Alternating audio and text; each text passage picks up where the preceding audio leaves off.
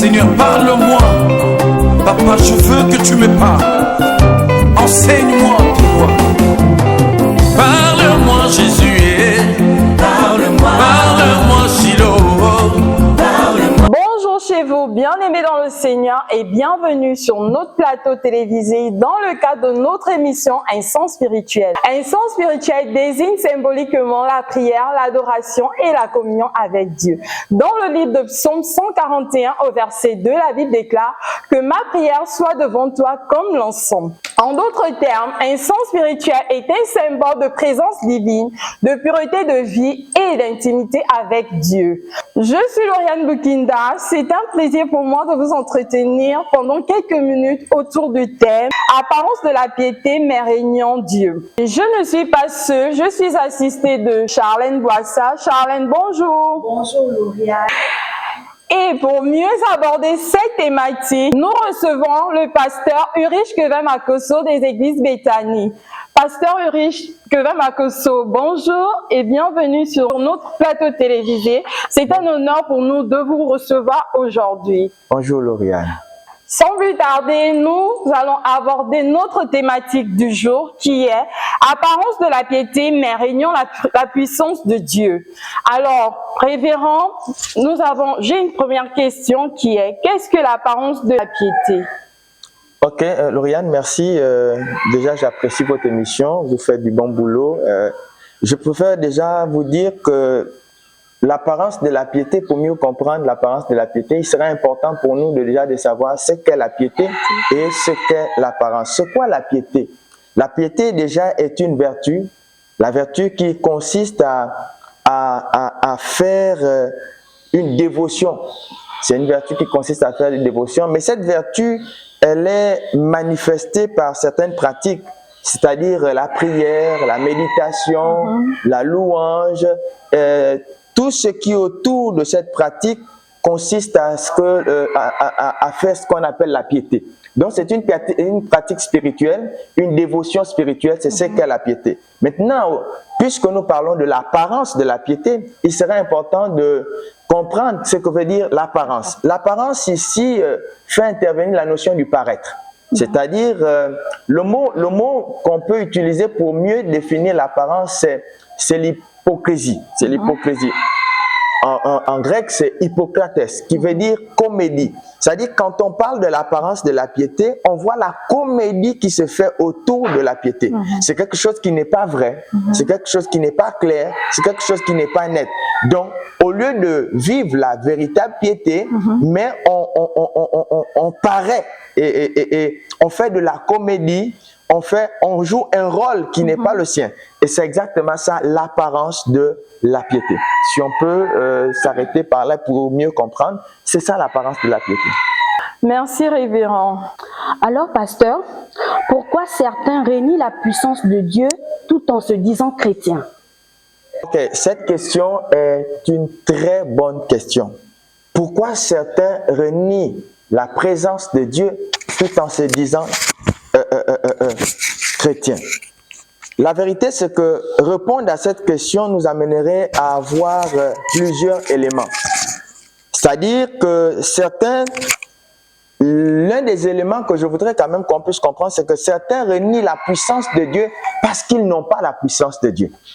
Ils viennent dans nos églises, ils se présentent comme chrétiens, mais ils n'ont pas la puissance de Dieu. C'est normal qu'ils renient ce qu'ils n'ont pas. C'est-à-dire que la puissance de Dieu, pour l'avoir, ce n'est pas quelque chose d'aussi simple, d'aussi facile.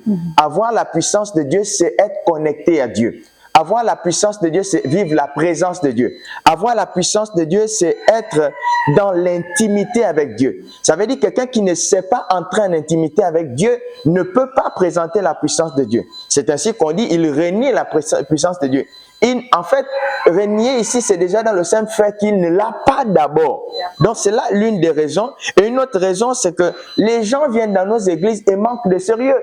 Quand quelqu'un manque de sérieux, c'est bien normal qu'il présente une partie de ce qu'il croit être alors qu'il ne l'est pas. Il se fait appeler chrétien, il ne l'est pas. Donc, c'est ainsi qu'on peut trouver des gens qui renient la puissance de Dieu. Et d'autres encore, c'est le simple fait que ils aient une autre puissance.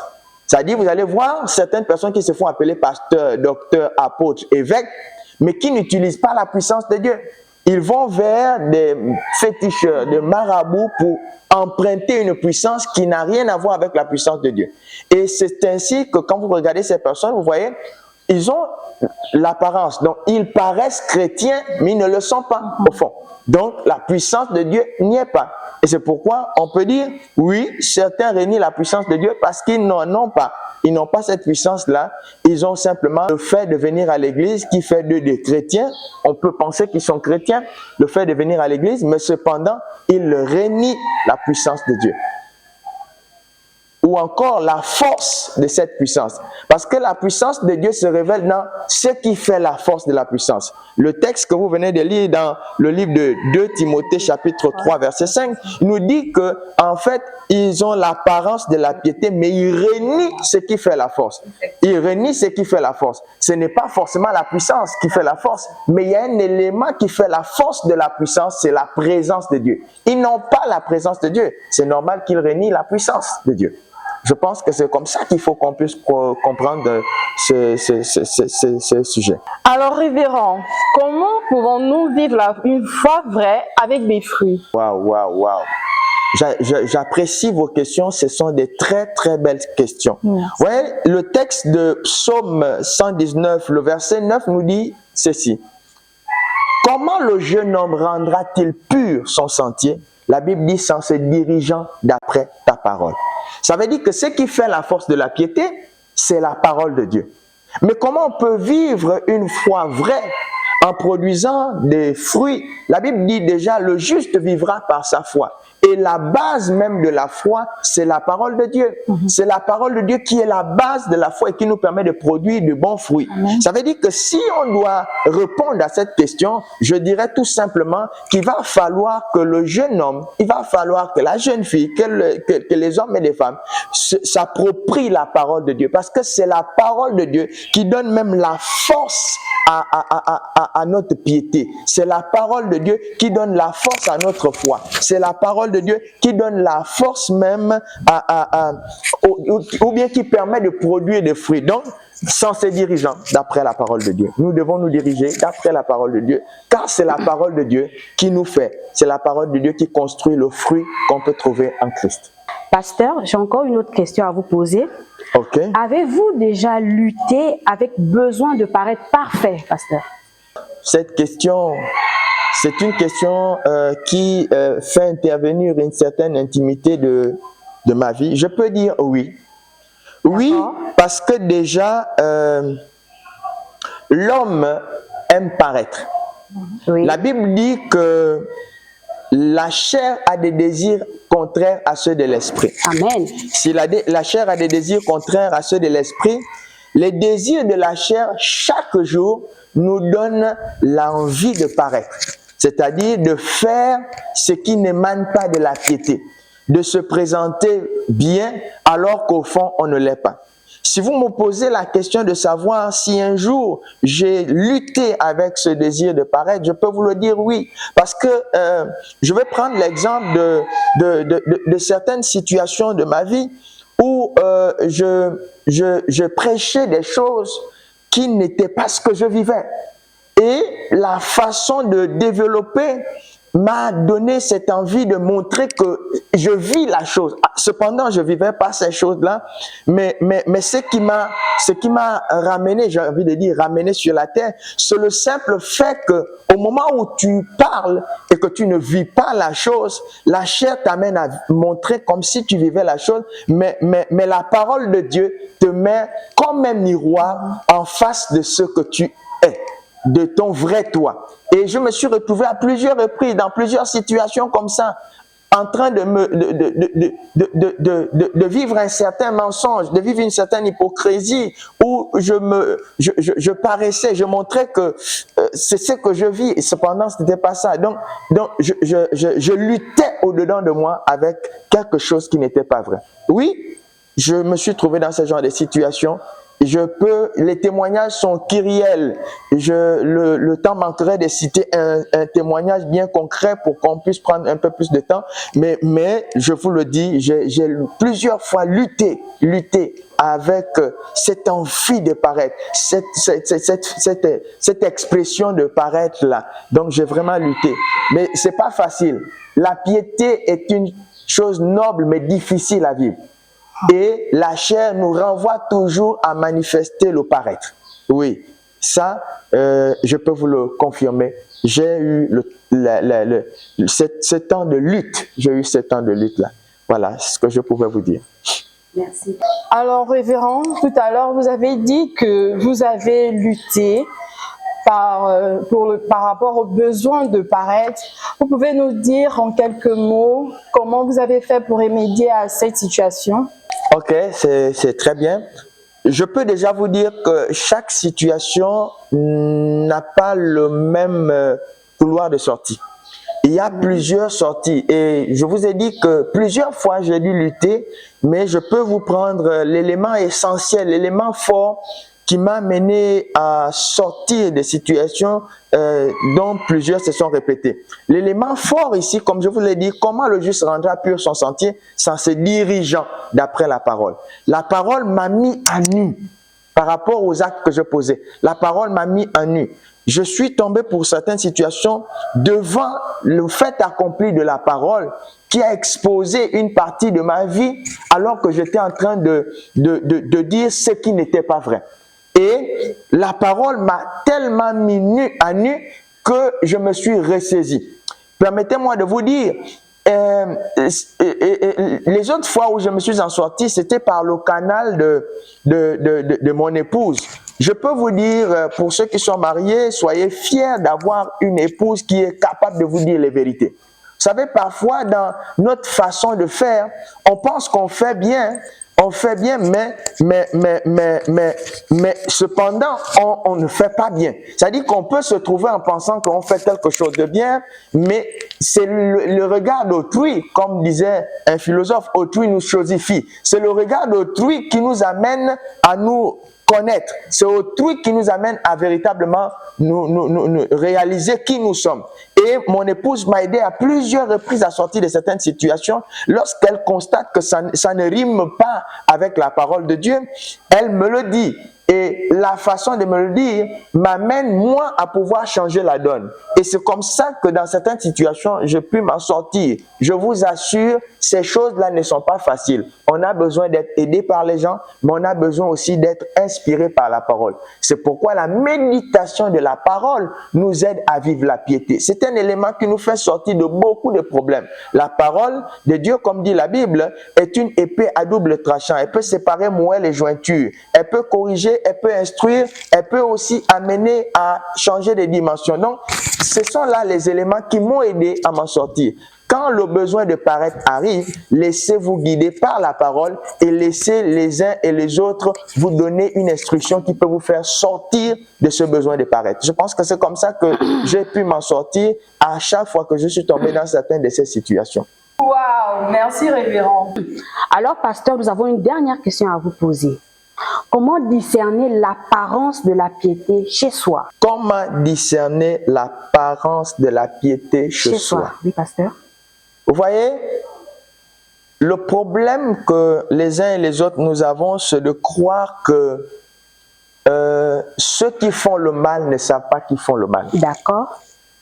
La vérité, toutefois que l'on pratique ce qui n'est pas juste, ce qui n'est pas vrai, on sait qu'on pratique ce qui n'est pas juste, ce qui n'est pas vrai. Le livre d'Ézéchiel, chapitre 26, nous fait comprendre que Dieu a inscrit sa volonté, Dieu a inscrit sa loi dans nos cœurs. Donc nous connaissons la loi de Dieu. Nous savons en réalité ce qui n'est pas bon. Permettez-moi de vous dire qu'un voleur, lorsqu'il va voler, il sait qu'il est en train de voler. Il sait que voler n'est pas une bonne chose. Mais il pratique quand même le vol. Comment reconnaître l'apparence de la piété chez soi? Permettez-moi de vous dire que l'apparence de la piété, c'est facile à reconnaître. si tu sais que ce que tu es en train de faire n'est pas digne. Parce que dans nos cœurs, c'est inscrit que nous ne devons pas pratiquer telle chose, nous ne devons pas faire.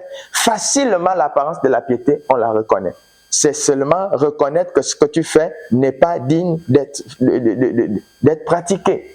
C'est effectivement ça. C'est aussi facile que possible. C'est-à-dire que personne de ceux qui pratiquent le mal ne peut dire qu'il ne reconnaît pas qu'il pratique le mal. Sauf que nous nous sommes familiarisés avec certaines choses que même quand le cœur nous expose, même quand notre pensée nous dit que ce que nous pratiquons n'est pas bien, on insiste de le faire. Ce qui est sûr, c'est que tous ceux qui pratiquent le mal savent que c'est le mal. Si quelqu'un veut paraître, il sait lui-même que je suis en train de paraître. Donc, il faut simplement se laisser conduire par la pensée que tu reçois dans ton cœur qui te fait réaliser que tu es en train de paraître. Je pense que c'est ça, c'est aussi simple que simpliste, on reconnaît quand on paraît. Alors, merci révérend d'avoir répondu à nos différentes questions. Et moi, j'ai une question en dehors de notre formulaire, celle de savoir comment conserver la piété lorsqu'on l'a reçue. Ok, merci. Cette question est une très belle question pour être une conclusion en même temps. Alors, lorsque l'on reçoit la piété, comment conserver la piété? Je vous ai dit tout à l'heure que, en parlant de ceux qui vivaient l'apparence de la piété, que l'un des éléments qui fait qu'ils puissent vivre cette apparence, c'est le simple fait qu'ils ne soient pas en intimité avec Dieu. Et la meilleure façon de conserver la piété lorsque l'on l'a reçue, c'est passer du temps avec Dieu, c'est vivre une intimité avec Dieu, une vie personnelle, une vie d'intime, être à la présence de Dieu. C'est-à-dire, le fait d'être dans la présence de Dieu nous permet de conserver la piété. Pourquoi? Parce que dans la présence de Dieu, nous cultivons la vie de l'esprit. Un homme normal ne peut pas vivre la piété si l'esprit de Dieu ne lui influence pas. Parce qu'en fait, la chair est faible, vous le savez, mais l'esprit est bien disposé. L'esprit est bien disposé. C'est la disposition de l'esprit qui permet que l'on puisse se connecter au Saint-Esprit qui nous donne des informations de piété. La piété, ici, renvoie au fait de vivre la sainteté, le fait de vivre les temps de prière, les méditations, le jeûne, le fait de se conserver pur, le fait de pouvoir faire des bonnes choses, le fait de pratiquer l'amour. Mais tout ça n'est possible que si nous avons le Saint-Esprit. Et pour cela, nous devons être toujours en intimité pour garder le flot du Saint-Esprit. Et ce flot du Saint-Esprit permet de conserver les œuvres de la piété. Je pense que c'est ainsi que l'on peut conseiller aux gens sur comment conserver la piété. C'est être en intimité avec le Seigneur. Alors, merci révérend d'avoir honoré à notre invitation. C'est moi qui vous remercie et tout en disant que j'apprécie votre mission, elle est aussi belle et je pense que le travail que vous faites est un travail excellent. Que le Seigneur vous bénisse. Amen, révérend. Quant à moi, je vous donne rendez-vous dans un prochain numéro. Sur ce, que Dieu vous bénisse. Yahweh Kumama, Yahweh Kumama, Yahweh Kumama, Yahweh Kumama.